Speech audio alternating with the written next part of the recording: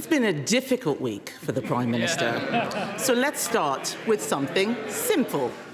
Can the Prime Minister tell the House how much his welfare bill is going to save? Prime Minister. Mr. Speaker, let me start by saying free school matters on this side of the House. Mr. Speaker, in relation to welfare, what we delivered last night was a bill which ends mandatory reassessment of those with severe disabilities. That is the right thing to do. It rebalances universal credit. That is long overdue, and it sets out a pathway to reform of PIP. Mr. Speaker, it's consistent with the principles I set out throughout. If you can work, you should work. If you need help into work, the state should provide the help. The system that they broke doesn't do so. And if you can't work... I think there's one or two I can spot immediately. Usual voices, same names, please. It's too early to leave the chamber. Prime Minister. And, Mr. Speaker, if you can't work, you must be supported and protected. The reformed welfare system that we're putting in place will be better for individuals, better for the taxpayer and better for the economy. Kemi Badenoch. Mr. Speaker, I don't think the Prime Minister actually watched what happened in the House yesterday. His bill was completely gutted. A U-turn in the middle of the debate, removing Clause 5. Where on earth was he? The reason why he can't answer the question is because he knows it doesn't save any money. It's going to cost millions. This is the first Prime Minister in history to propose a bill to save money who ended up with a bill which costs money. So if the bill doesn't cut welfare spending, can the Prime Minister tell the House how many people it will get into work? Well, Mr. Speaker, I'm glad she asked that because it gives me the opportunity to say we've already started changing the job centres and investing in support back into work. The Trailblazer scheme, which is doing exactly what she asked me, which is getting people back into work. The bill last night will help people back into work, and of course the Timms review is ongoing. But I tell you what won't help people back into work, what won't help control the costs, and that is voting to keep the broken system. And that is what they did last night. Everybody in this House accepts that the current system is broken. It invites the question, who broke it? They broke it. And last night, they voted for the status quo. The broken system is their policy. That won't help individuals, taxpayer, and it certainly won't help the economy. Mr. Speaker, I'll tell him what we did on welfare. Yes, they can laugh. While they're laughing, they don't know. My party delivered the biggest reform of welfare in government. We got record numbers of people into work, including millions of disabled people, and we cut the deficit every year until COVID. The fact is, we're not scared of doing difficult things on this side of the House. We got people back into work. What he forgets is that since the election, since he became Prime Minister, an additional 1,000 people a day are signing on to incapacity benefits. That is 50% more than under us. 50% more than under us. And, Mr. Speaker, astonishingly, because of the mess they made yesterday, because there are no more savings, sickness benefits alone are set to rise to £100 billion on his watch. He cannot reduce that now. Order. Mr. McKee, I think we've had a run-in before. I certainly don't want any more. Seriously. You're obviously not getting your timing right because I can hear your voice every time. I'll start again, Mr. Speaker. Yes. Start again. Sickness benefits, louder for those at the back, sickness benefits are set to rise to £100 billion because of their mess. They cannot now reduce it. They can't reduce it because after last night's humiliating U-turn, we know he cannot control his MPs.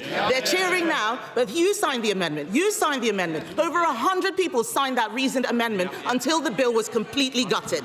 He said that he would take the difficult decisions, but isn't the reality that he is too weak to get anything done? Mr. Speaker, I'll tell them what they did to the welfare system. They broke it. And it's the same as the NHS. What did they do? They broke it. Same as the economy. What did they do? They broke it. They broke everything that they touched. And now she describes the broken system that we are trying to fix. What does What did she do? She voted against fixing the system that they built. And I'll tell you, Mr. Speaker, and spell that out, they voted last night for the system that is keeping 1 million young people not learning or earning. That is a disgrace of their system. They voted for a system where we have 3 million people out of work on ill health, and they voted for that system. We're fixing it. We're clearing up the mess that they left, just like we're clearing up the NHS and the economy. He's got some brass neck. Has he read the papers this morning? Has he read the papers this morning? That bill will achieve nothing. It is a pointless waste of time and is absolute proof that he doesn't have a plan. Let me tell the House what's going to happen. In November, the Chancellor is going to put up our taxes to pay for his incompetence. We on this side of the House know that you can't tax your way to growth. But people out there are frightened. People out there... Yes. These are the same people who cheered when they talked about the NI rise and the jobs tax. Why are they complaining now? People out there are frightened. Can he, Mr. Speaker, can he reassure them by ruling out tax rises in the autumn budget? Prime Minister.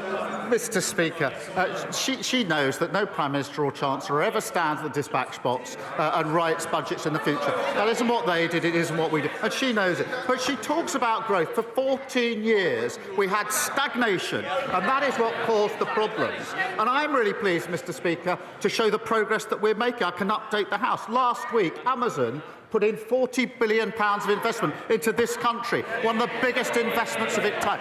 That brought the inward investment to £120 billion in the first year of this Labour government. Mr. Speaker, I can also tell the House that business confidence is the highest for 9 years. That's longer than the whole time that the leading opposition's been in Parliament. And the figures this week demonstrated and showed we had the fastest growth in the G7 in the first quarter of this year. What a difference to the mess they left. That's the difference a Labour government made. Kemi Badenoch. Mr. Speaker, he talks about jobs. Unemployment has risen every month since Labour took office. Has he spoken to Nissan, by the way, and looked at what's happening there? This man has forgotten that his welfare bill was there to plug a black hole created by the Chancellor. Instead, they're creating new ones. They're creating new ones. She looks... Mr. Speaker, she's pointing at me. She looks absolutely miserable. Labour MPs, yeah, she looks absolutely miserable.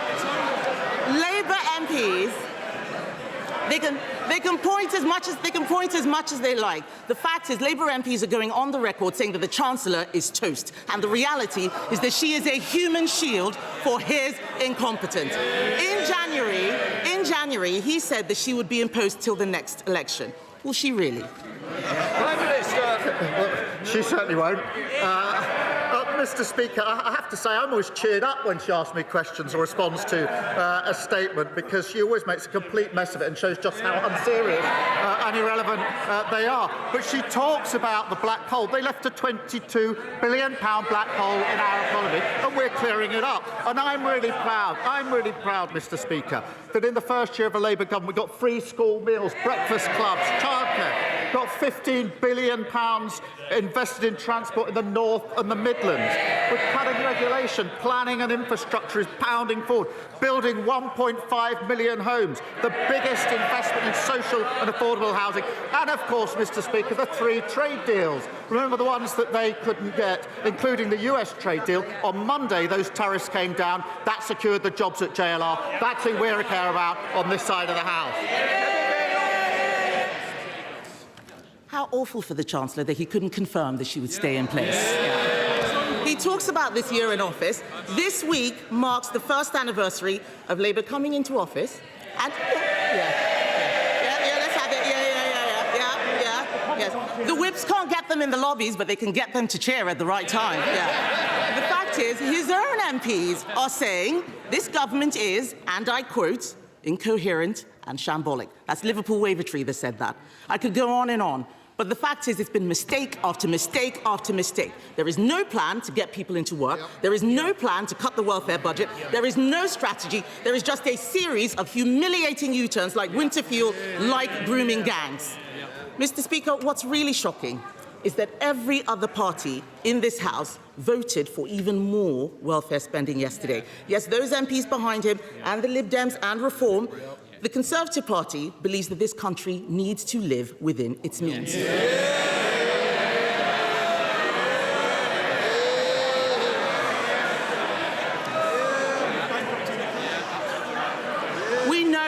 We know what we believe, Mr. Speaker, but this is a Prime Minister who has U-turned on everything he's done in office, including his own speeches, because he doesn't know what he believes. With left-wing Labour MPs now running the government, isn't it working people who will now pay the price? Mr. Speaker, this is why she always cheers me up. She talks about living within their means, having left a £22 billion black hole. Mr. Speaker, she talks about the first year. I'm really proud of our first year in government. We promised, Mr. Speaker, 2 million extra NHS appointments. We've delivered 4 million. A promise made and a promise delivered. We promised the biggest upgrade to workers' rights in a generation within the first 100 days. Promise made, promise delivered.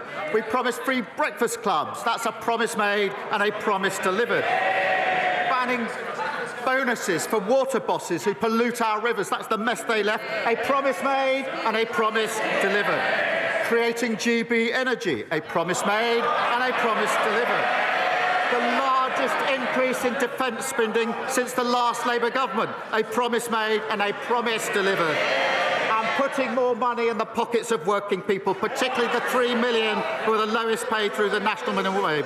A promise made and a promise delivered. We're only getting started, and the Chancellor has led on all these issues, and we're grateful to her for it.